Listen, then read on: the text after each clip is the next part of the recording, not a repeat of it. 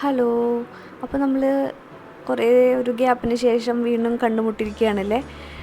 ഒരു ചെറിയ വീഡിയോ ആയിട്ടാണ് ഞാൻ ഇപ്രാവശ്യം വന്നിരിക്കുന്നത്. അതും എൻ്റെ സോളോ ട്രിപ്പിനെ കുറിച്ചിട്ട് ബന്ധപ്പെട്ടതാണ്.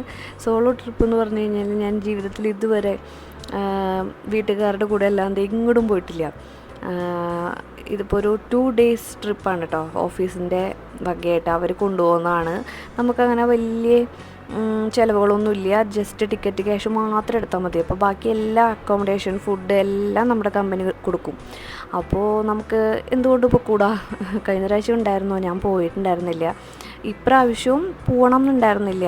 കാരണം ഇവരുടെ എക്സാം ടൈമാണ്, ശരിക്ക് ആനുവൽ എക്സാം ടൈമാണ്. നിത്യശ്രീക്ക് മോഡൽ എക്സാമിൻ്റെയൊക്കെ ടൈമാണ്. പക്ഷേ എന്നാലും ഞാൻ വിചാരിച്ചു, നമ്മൾ ഇതുവരെ ചെയ്യാത്ത കാര്യങ്ങളൊക്കെയാണല്ലോ ശരിക്കും ഒന്ന് ട്രൈ ചെയ്ത് നോക്കേണ്ടത് ലൈഫിൽ. പിന്നെ അതൊരു മിസ്സിങ് ആയിട്ട് ഫീൽ ചെയ്യാൻ പാടില്ല. അപ്പോൾ അതുകൊണ്ട് ഞാൻ വിചാരിച്ചു എന്തായാലും നമുക്ക് ട്രൈ ചെയ്യണം എന്ന് വിചാരിച്ചിട്ട് അങ്ങനെ നമ്മൾ എഗ്മോർ റെയിൽവേ സ്റ്റേഷനിൽ നിന്നാണ് ട്രെയിൻ കയറിയത്. ഡിണ്ടിഗലിലാണ് ഇറങ്ങിയത്. അപ്പോൾ ഇറങ്ങിയിട്ട് അവിടെ നിന്ന് നമുക്ക് ബസ് ഓൾറെഡി ഏർപ്പാട് ചെയ്തിട്ടുണ്ടായിരുന്നു. അപ്പോൾ അതിൽ കയറി നമ്മൾ ഒന്ന് ഉറങ്ങി എണീറ്റപ്പോൾ കണ്ട കാഴ്ചയാണ് കേട്ടോ ഈ പറയുന്ന ഈ സൺറൈസ്. അപ്പോൾ അടിപൊളി ഒരു വ്യൂ ആയിട്ടാണ് നമ്മൾ സ്റ്റാർട്ട് ചെയ്തത്. അപ്പോൾ നമ്മൾ ഫ്രണ്ട്സിൻ്റെ കൂടെ എന്തൊക്കെ പറഞ്ഞാലും പോകുന്നത് ഒരു വേറൊരു അനുഭവം തന്നെയാണല്ലോ. മൂന്നാറാണ് നമ്മൾ വന്നിരിക്കണത്.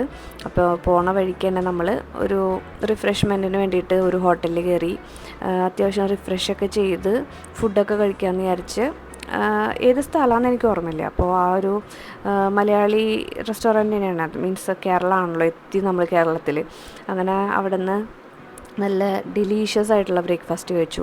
അപ്പവും കടലക്കറിയും ഇടിയപ്പവും നല്ലതായിരുന്നു. എനിക്ക് നല്ല ഇഷ്ടപ്പെട്ടിട്ടുണ്ടായിരുന്നു. മൂന്നാർ വന്ന് ഫസ്റ്റ് കഴിച്ച മീൽ മറക്കാൻ പറ്റില്ല, നല്ലതായിരുന്നു. അങ്ങനെ അവിടെ നിന്ന് നമ്മൾ ഫോണൊക്കെ വിളിച്ച് എല്ലാവരെയും വിളിച്ച് അങ്ങനെ നമ്മൾ എടുത്ത റൂമിലേക്ക് പോകാമെന്ന് വിചാരിച്ച് അങ്ങനെ പൊയ്ക്കൊണ്ടിരിക്കുമ്പോഴാണ് ഈ ഒരു കാഴ്ചകൾ.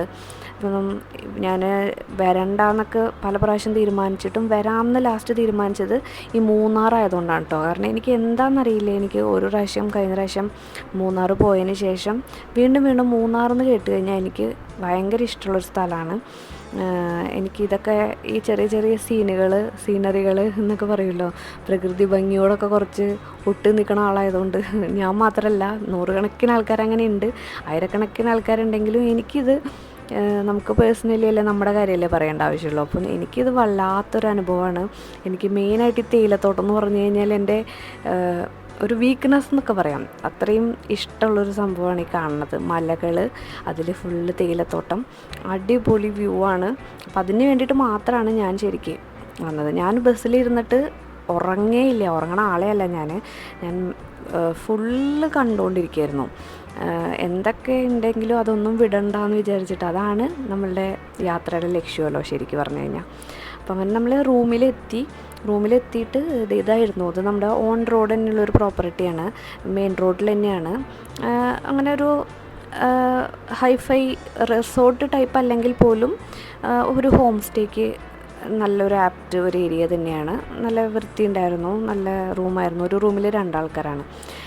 എക്സ്ട്രാ ഒരു ബെഡ് വേണമെങ്കിൽ ഇടാം, അങ്ങനെയൊക്കെയാണ്. അപ്പോൾ നമ്മൾ ഗ്രൗണ്ട് ഫ്ലോറിൽ താഴെ തന്നെയായിരുന്നു, ഇവിടെയായിരുന്നു. ഗേൾസ് ഫുള്ള് താഴെ അങ്ങനെയായിരുന്നു.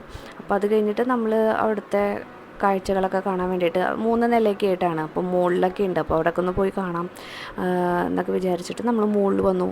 അപ്പോൾ ഇവിടെയുണ്ട് റൂംസ് ഉണ്ട്, ഇനി ഇതിൻ്റെ മുകളിലും റൂമുകളുണ്ട്. അപ്പോൾ അവിടെയൊക്കെ എല്ലാവരും പോയി കാണാമെന്ന് വിചാരിച്ചതാണ്. മുകളിൽ പോയി നോക്കിയപ്പോൾ നല്ല വ്യൂ ആയിരുന്നു കേട്ടോ. അവിടെ റൂം കിട്ടിയവരുടെ ലക്കാന്ന് ഞാൻ പറയുള്ളൂ. കാരണം ഈ ഒരു ഭാഗത്ത് ഇരുന്ന് കഴിഞ്ഞാൽ ആ ഒരു മൗണ്ടൻ ഫുള്ള് ഒരു വ്യൂ കിട്ടുന്നുണ്ട്. കാര്യം എന്തൊക്കെ പറഞ്ഞാലും തേയിലത്തോട്ടം ഇല്ലെങ്കിലും മൗണ്ടൻസിൻ്റെ വ്യൂ നല്ലതാണ്. അപ്പോൾ ഈ ഒരു ഹോം സ്റ്റേയുടെ അഡ്രസ്സൊക്കെ ഞാൻ താഴെ കൊടുക്കാം കേട്ടോ. ആർക്കെങ്കിലും ഇതുപോലെ ഫാമിലി ആയിട്ട് പോയാലും നല്ലതാണ്, ഒഫീഷ്യലി പോകുന്നവർക്കും നല്ലൊരു പ്ലേസാണ്. ഒരു ബഡ്ജറ്റിൽ പോകുന്നവർക്ക് കേട്ടോ. അല്ലാതെ ഹൈഫൈ അല്ലെങ്കിൽ കുറച്ച് നമ്മൾ ഈ റീൽസിലൊക്കെ കാണുന്ന പോലത്തെ അങ്ങനെയൊക്കെ ആണെങ്കിൽ കുറച്ചും കൂടി മൂന്നാർ ഭാഗത്തേക്ക് പോകുന്നതാണ്. ഇത് കുറച്ച് ആനച്ചാൽ എന്ന് പറഞ്ഞൊരു സ്ഥലത്താണിത് ശരിക്കും. അപ്പോൾ ഇവിടുന്ന് ശരിക്കും മൂന്നാറിലേക്ക് അത്യാവശ്യം ദൂരം ഉണ്ടായിരുന്നു. നമ്മൾ ബഡ്ജറ്റ് ഫ്രണ്ട്ലി ആയിട്ടാണ് നോക്കിയത്. പിന്നെ നമ്മൾ ഫസ്റ്റ് പോയത് ഈ ഒരു എലിഫൻറ്റിനെ കാണാൻ വേണ്ടിയിട്ടാണ്.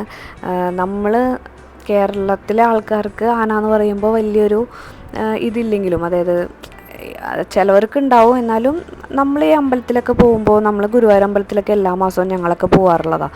അപ്പോൾ ആന എന്ന് പറയുമ്പോഴും ആനക്കോട്ടയിലൊക്കെ പോയി കാണുന്നതുകൊണ്ട് നമുക്കൊരു ഇതുണ്ടാവില്ല. പക്ഷേ ഞങ്ങളുടെ കൂടെ വന്ന ആൾക്കാർക്ക് ഫുള്ള് ഈ ആന എന്നൊക്കെ പറയുമ്പോൾ കുറച്ച് ഇമ്പോർട്ടൻ്റ് ആണ്, അവർക്ക് കാണണം, അതൊക്കെ ഒരു റെയർ അനുഭവമാണല്ലോ അവർക്ക്. അപ്പോൾ അത് കണ്ടു. അതിനുശേഷം നമ്മൾ കഴിഞ്ഞ പ്രാവശ്യം മാട്ടുപ്പെട്ടി ഡാമിലേക്ക് പോയിട്ടുണ്ടായിരുന്നില്ല. അപ്പോൾ ഇപ്രാവശ്യം അതെനിക്കൊരു അഡ്വാൻറ്റേജ് ആയിരുന്നു. മാട്ടുപ്പെട്ടി ഡാമിൽ പോയിട്ട് അതിൻ്റെ ചുറ്റും കുറച്ച് നേരമൊക്കെ നടന്ന്, അവിടെ ഒരു ഷോപ്പിംഗ് ഏരിയ ഒക്കെ ഉണ്ടായിരുന്നു. അപ്പോൾ അവിടെയൊക്കെ ജസ്റ്റ് ഒന്ന് കറങ്ങി അവിടെ നിന്ന് പിന്നെ നമ്മൾ നടന്നിട്ട് എക്കോ പോയിൻ്റ് ആ ഭാഗത്തേക്ക് പോകാമെന്നും പറഞ്ഞിട്ട് ഒരു ഗ്രൂപ്പായിട്ട് നമ്മളിങ്ങനെ ആ വഴി കൂടെ നടക്കുക ചെയ്തത്. കാരണം സാറ്റർഡേ ആയതുകൊണ്ട് ഭയങ്കര ട്രാഫിക്കായിരുന്നു. അപ്പോൾ വണ്ടി മൂവേ ആവണില്ല. അപ്പോൾ അങ്ങനെ ഇരുന്നുകൊണ്ട് നമുക്കൊന്നും കാണാൻ പറ്റില്ല. അപ്പോൾ അത് ഒരു സ്ട്രക്ക് ആവണ്ടെന്ന് വിചാരിച്ചിട്ട് എല്ലാവരും ഇറങ്ങി നടന്നു.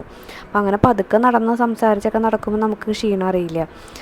ക്ലൈമറ്റും നല്ലതായിരുന്നു. ഫെബ്രുവരി ലാസ്റ്റ് വീക്കാണ് പോയത്. അപ്പോൾ അതുകൊണ്ട് നമുക്ക് ചൂടൊന്നും ആയി തുടങ്ങിയിട്ടുണ്ടായിരുന്നില്ല. അത്യാവശ്യം തണുപ്പുണ്ടായിരുന്നു. അപ്പോൾ അതുകൊണ്ട് നമുക്ക് ക്ഷീണം അറിയാണ്ട് നമ്മൾ പോയി. അപ്പോൾ കഴിഞ്ഞ പ്രാവശ്യത്തെ മൂന്നാർ വീഡിയോ കണ്ടിട്ടുള്ള ആർക്കെങ്കിലും ഓർമ്മയുണ്ടെങ്കിൽ അറിയാം, ഞങ്ങൾ ഈ വഴി കൂടെ തന്നെയാണ് പോയിട്ടുണ്ടായിരുന്നത്. പക്ഷേ എന്നിട്ട് ഒരു ഹോട്ടലിൽ പോയിട്ട് ഭക്ഷണം കഴിച്ചിട്ടുണ്ടായിരുന്നു. അപ്പോൾ അവിടെ തന്നെയാണ് ഇപ്രാവശ്യം എല്ലാവരും പോയി ഭക്ഷണം കഴിച്ചത്. ഭക്ഷണം കഴിച്ചിട്ട് നേരെ അവിടെ തന്നെ നമ്മളിലേക്ക് ബോട്ടിങ്ങിന് പോവാം. അപ്പോൾ അവിടെ ടിക്കറ്റൊക്കെ എടുത്തിട്ട് നമ്മൾ ബോട്ടിങ്ങിന് പോയിട്ടോ.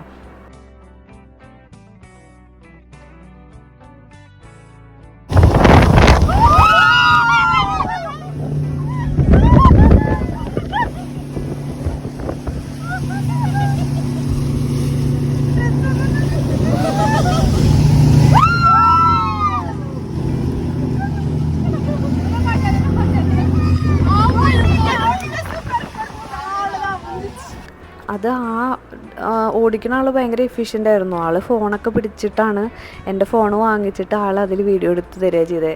ഞങ്ങൾ ചോദിക്കും കൂടി ചെയ്തില്ല, ആൾ സ്വന്തം ഇഷ്ടത്തിന് തന്നെ ചെയ്തു തന്നു. അതെന്തായാലും അടിപൊളി അനുഭവമായിരുന്നു.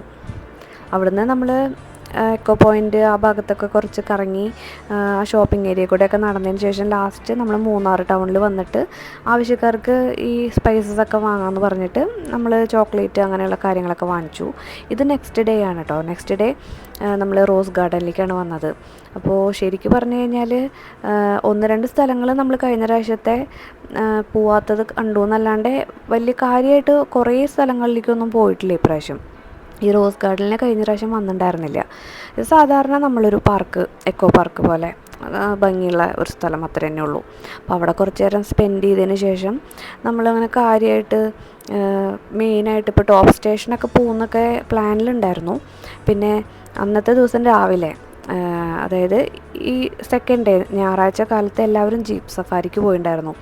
ഞാൻ എന്താണെന്ന് വെച്ചാൽ ഞാൻ തലേദിവസം ഉറങ്ങിയിട്ടില്ല, നെക്സ്റ്റ് ഡേയും ഉറങ്ങാൻ പറ്റില്ല, കാരണം ട്രെയിനിലായിരിക്കും. അപ്പോൾ ഒരു ദിവസം നമുക്ക് ഉറങ്ങാൻ കിട്ടുള്ളൂ എന്ന് വിചാരിച്ചിട്ട് ഞാനതിന് ഇറങ്ങിയില്ല. കാരണം വെളുപ്പിനെ 4 മണിക്ക് പോകണമെന്ന് പറഞ്ഞിട്ടുണ്ടായിരുന്നു. അപ്പോൾ ഞാനത് മിസ് ചെയ്തു. പിന്നെ ആലോചിച്ചപ്പോൾ എനിക്ക് തോന്നി അത് മിസ് ചെയ്തത് തന്നെയാണ് ശരിക്കും. പിന്നെ ഞാൻ വിചാരിച്ചു ഓക്കെ, നമുക്ക് ഇനിയും പോകാമല്ലോ. മൂന്നാറെന്ന് പറഞ്ഞാൽ ഞാൻ ആര് വിളിച്ചാലും മൂന്നാറെന്ന് പറഞ്ഞു കഴിഞ്ഞാൽ ഞാൻ വിടില്ല. എനിക്ക് അത്രയ്ക്ക് ഇഷ്ടമുള്ളൊരു സ്ഥലമാണ്. അപ്പോൾ അങ്ങനെ നമ്മൾ അവിടുന്ന് റോസ് ഗാർഡനിൽ ഒരു ഐസ്ക്രീമൊക്കെ കഴിച്ച് അവിടുന്ന് പതുക്കെ ഇറങ്ങി നമ്മൾ കേരള ഫാം എന്ന് പറഞ്ഞിട്ട് ഈ സ്പൈസസ് ഗാർഡൻ ഇല്ലേ, അപ്പോൾ അവിടെ പോയി. അവിടെയും ഞാൻ പോയിട്ടൊന്നുമില്ല. അപ്പോൾ അവിടെ നമ്മൾ ഉള്ളിൽ വീഡിയോ എടുക്കാൻ പാടില്ലായിരുന്നു, അപ്പോൾ ഞാൻ വീഡിയോ എടുത്തില്ല.